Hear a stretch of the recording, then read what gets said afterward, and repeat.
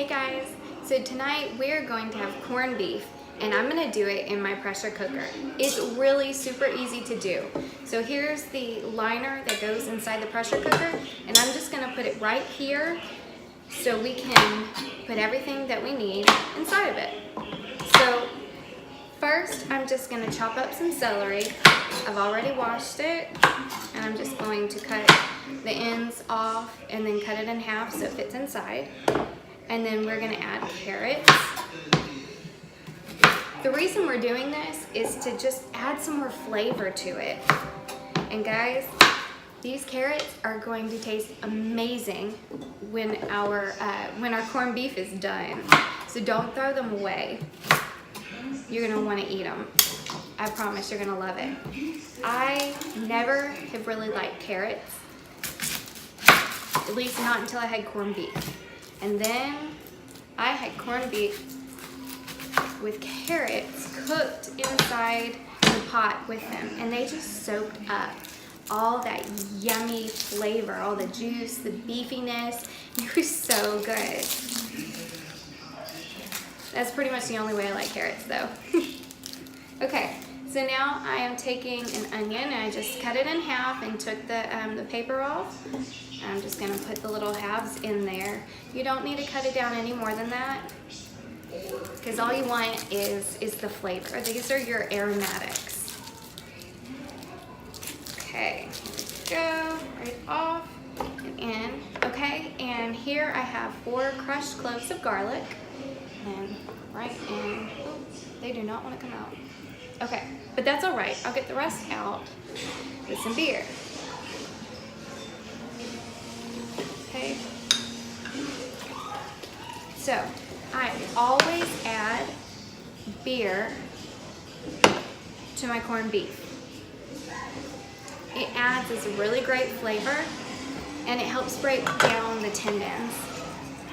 Okay, and actually, hang on. I also add a little bit of red wine. So the 2 different alcohols really help to, I don't know, bring in these really good flavors. And again, it helps to break down all those tendons and all the fat. And so when you're done, you have this beautiful fall apart corned beef. It's great. Okay, so got those in. I poured just 1 entire bottle of dark beer. And then I have the red wine that I just added about a cup in. Okay, so now here's the Worcestershire sauce that I was starting to use. Just a couple of dashes right in. Okay, let's just keep trucking along. I told you guys this was going to be really fast, and I meant it. It's so easy. Okay, there's your salt. And then I need, here it is. I love this stuff. This is Better Than Bouillon is what it's called. And this is the can't talk today, can I? This is the roast beef flavored one. The roast beef base. And I'm just gonna take a knife and scoop some out. And basically what's gonna happen is that is going to turn my water into like beef broth. I really can't think today, can I?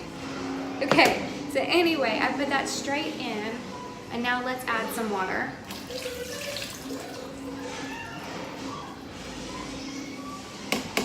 Okay, that's all I have in that cup. So, right here, this is your corned beef. It's got this big old fat layer on top, and then here's the bottom. Okay. These come in little vacuum sealed packs in the fresh meat section, and that also comes with a little packet of seasoning.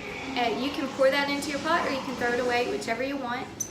As far as the meat, when you take it out of that package, rinse your meat off really well. I have learned that if you rinse it off, you get less of like the schmaltz stuff on top, and all of your food and the base is not as salty because it's been in a brine, and so you just don't want all that saltiness in there. Okay, I'm gonna go wash my hands and we will keep moving along. Okay guys, so I've moved us over here by my Instapot and now we are gonna continue the process. So here's the liner, the bowl that we've been working in. And this goes straight in, okay? And now I'm looking for my fill line. There are 2 lines in this pot right here, and do not fill it anywhere past that second line. It's not going to be able to create pressure and you're going to have a big mess on your hands. And so my liquid is almost up to the last fill line, so I'm not going to adjust anything in here. What I am going to do though is put the lid on. Okay.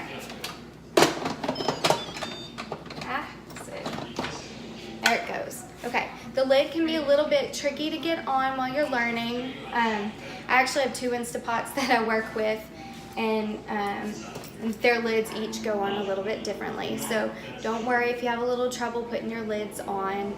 You'll get it. Okay. Locked. Put this little thing up top on the word seal, because there's a venting on each side that you can turn the valve to, and that's where you're going to put it at the end when you're ready to open the pot. But right now we need it to seal up, so I have it on seal. Okay, and I'm going to use the manual setting, and look, the last thing I cooked, it was 5 minutes. We need more than that. I think we are going to cook at 45 minutes. Okay, 45. Once I get it to the number, I don't need to do anything else. In a second, you'll hear it go beep, and that just means it's gonna get started. There you go. It's gonna start. Okay, so it's gonna take about 10 minutes to come to pressure, and you're just gonna hear it making noises and stuff while that's happening. And then the timer will say 45, and it'll start counting down, and it'll beep again when you're done. And as soon as it's done, wait, okay, because I know you're gonna wanna rush over here and pop open the steam valve. Don't do that. Give it 5 or 10 minutes to naturally release the pressure. You'll know how long it's been because this right here will give you a new timer after it's finished, and it'll start counting down the minutes that it's keeping it warm. And so when it reaches 5 or 10 on here, then you can move this over to venting and you can release the steam. Okay guys, so this is starting to build pressure and everything's good to go. So I'll see you back when it's time to open the Instapot.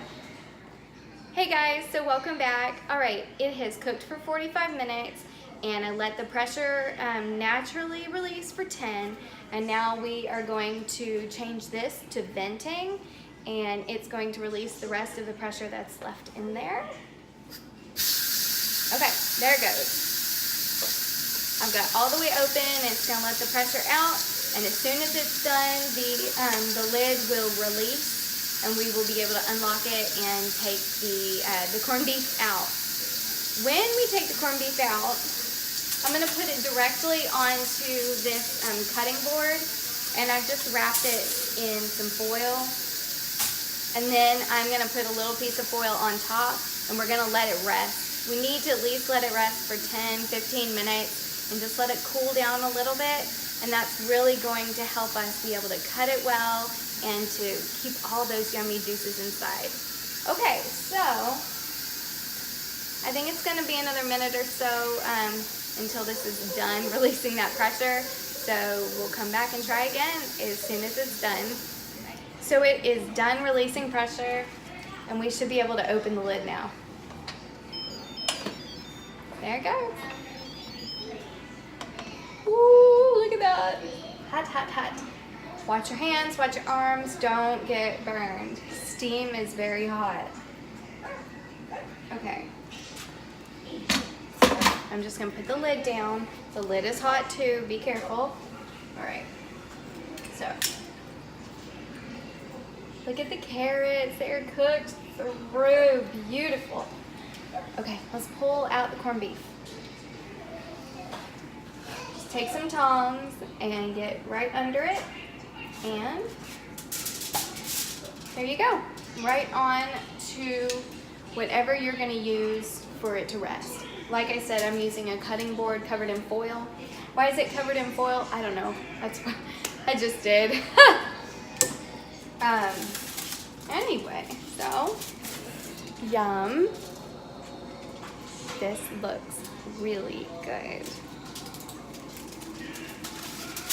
So I am going to find my foil over there.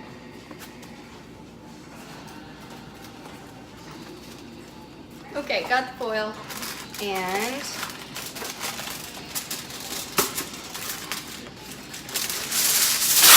okay, just kind of do that. You're not like, see, look, there's still room for it to breathe. It's not like, you know, crimped around the side, nothing like that. Just kind of put it down on top so it's gonna stay put, and just let it rest and cool down a little bit. Give it 10 minutes at least, maybe 15, but really, it's worth it, okay? You know, it's hard to wait. It's very hard to wait, but anyway, just give it that time and it'll be worth it. So I'll see you back in 15 minutes, and we are going to slice it up and have dinner. Okay, so we have let it rest, and it smells amazing. I always cut this fat cap off. We don't want all that fat on ours. Okay, and then let's slice into this, okay? Ooh, this looks good. Okay, guys, this is amazing. I've got to try it. Here we go. Mmm. This is so good. And look at this, just falling apart.